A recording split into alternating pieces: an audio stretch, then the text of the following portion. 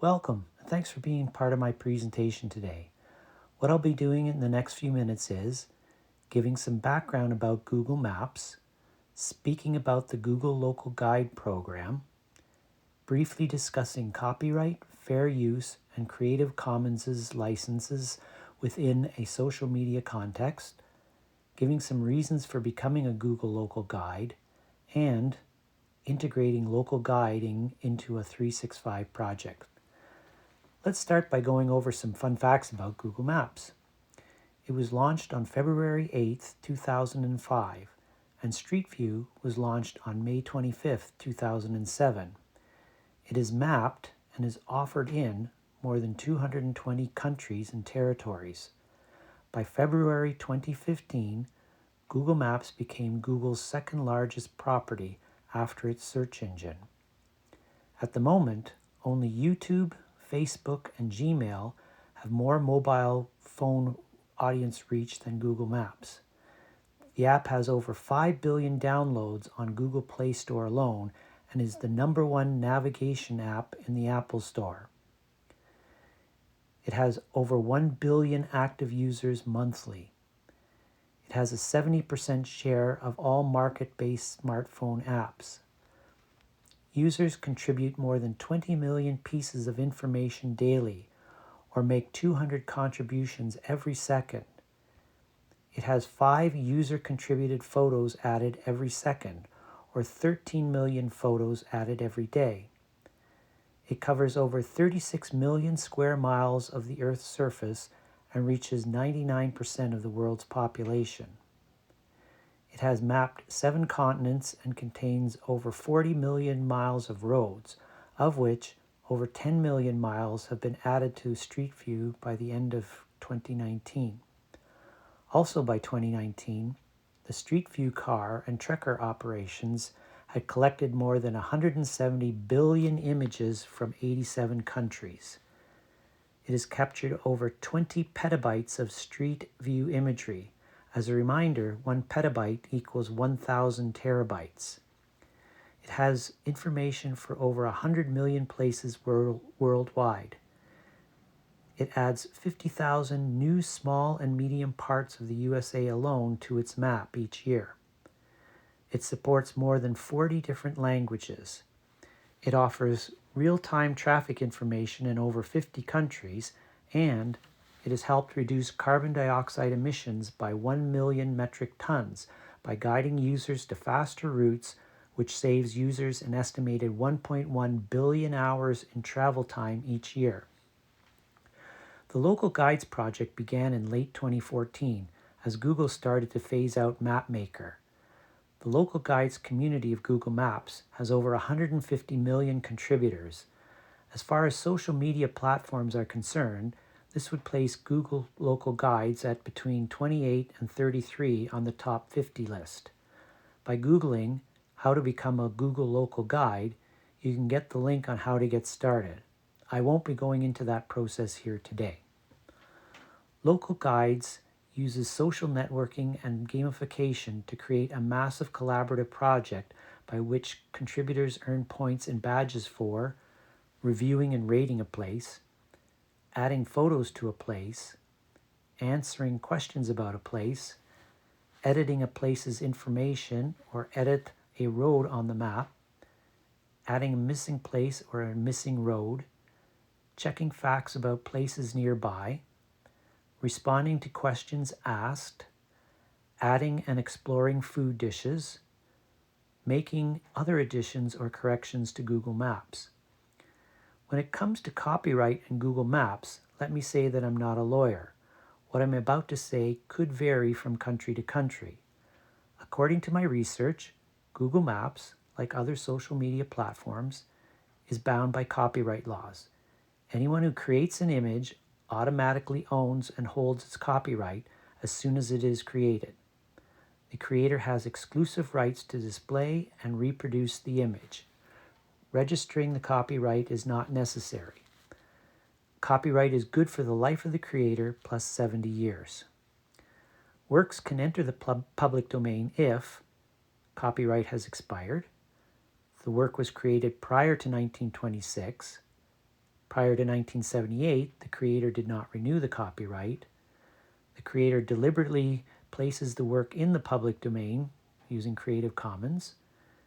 Copyrights do not apply. For example, facts, ideas, theories, short phrases, work created by American government employees while working, etc.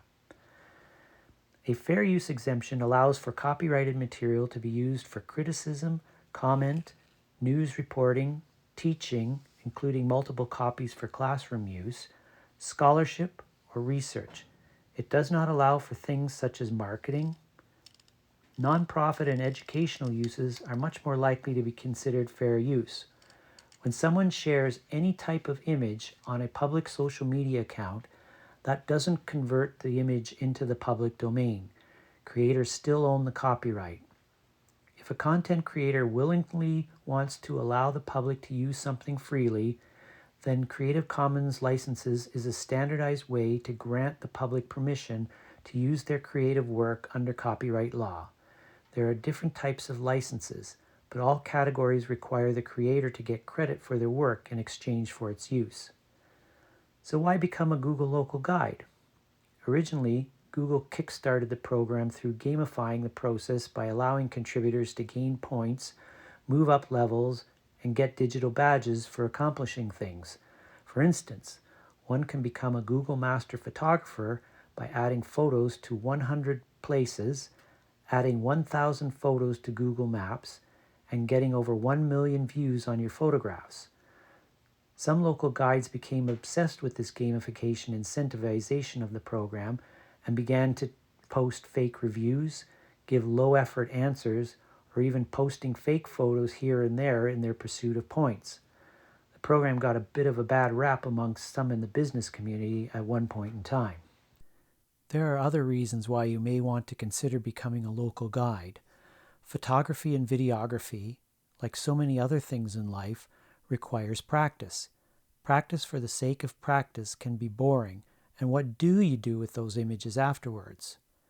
Practice becomes more relevant when it has a meaningful purpose or goal behind it. Not every shutter actuation is going to yield an Instagram post that will garner hundreds of likes. Google Maps gives you a place to post those practice images which you have deemed not to be social media worthy. Being a local guide gives you permission to freely experiment, to try different types and genres of photography, and to post-process images in a way that you normally wouldn't. For example, night photography, street photography, architectural photography, travel photography, tiny planet photography, 360-degree videos, etc. These images can be uploaded without you being concerned about receiving those negative reactions that one can get when posting to other platforms. By visiting over and over again the places that are very close to your residence, you get to train your eye and hone your art of seeing. Places look different at various times of the day, under changing weather conditions, and in different seasons of the year. Making images for Google Maps can be done anywhere and at any time. When you have a few minutes while you're waiting for others, especially family members, it's a great way to fill some time. You will be helping others by providing images that are better than those made by the Street View cars that make those 360-degree renderings. Local guides are able to post short videos to Google Maps. If you're just starting out making reels or films, here's a place where you can practice and post your initial efforts.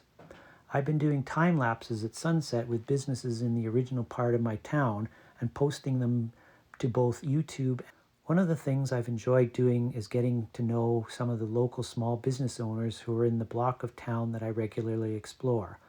I'll make 4x6-inch prints of images that I have created of their establishments and give them to the proprietors at a later date. One thing to consider is to get involved with your local historical society. While it's fun to look at old images from the past, one of the goals of many historical societies is to collect images of the present and to document how things are changing right before our eyes now and to be a witness to history.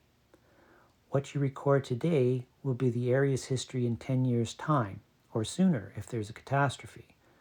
A few weeks ago, most of the local newspapers owned by one company in Ontario filed for bankruptcy and immediately stopped printing.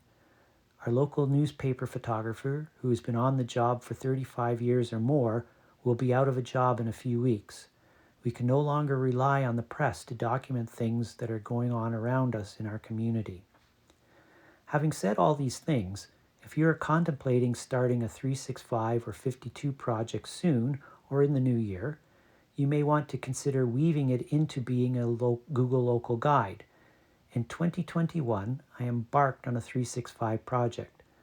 After the first week, I was struggling to come up with ideas to make images of after I had done the trick shots that I wanted to try. Of course, COVID didn't help things either, as we were restricted as to where we could go until the vaccines rolled out. As there are few rules in the 365, doing a local guide 365 gives a project a secondary purpose. One could make a combination of posting photos, reviews, edits, etc., and do any one of those things on a given day rather than always making an image and posting it. That way, when it's 10 p.m. and you're having an oh crap moment about your 365, you can take a minute and post a review or give a rating to one of your favorite establishments. This review could be a way to weave gratitude into part of a 365 project by posting favorable reviews. An overarching goal for the entire project could be become a level 6 or 7 guide by the end of 365 days. That's measurable and within the person's control, rather than saying they want to get 1 million views, which depends upon getting others' eyeballs onto one's photos. So to recap, we gave some background into both Google Maps and the local guide program. Copyright, public domain, fair use, and Creative Commons licensing were discussed. We also gave some reasons as to why you should consider becoming a Google Local Guide and or integrating local guiding into a 365 project. Hopefully, I've given you some things to think about as to what you could do with some of these images that you've already made that are rarely seeing the light of your computer screen. Thank you for watching and listening.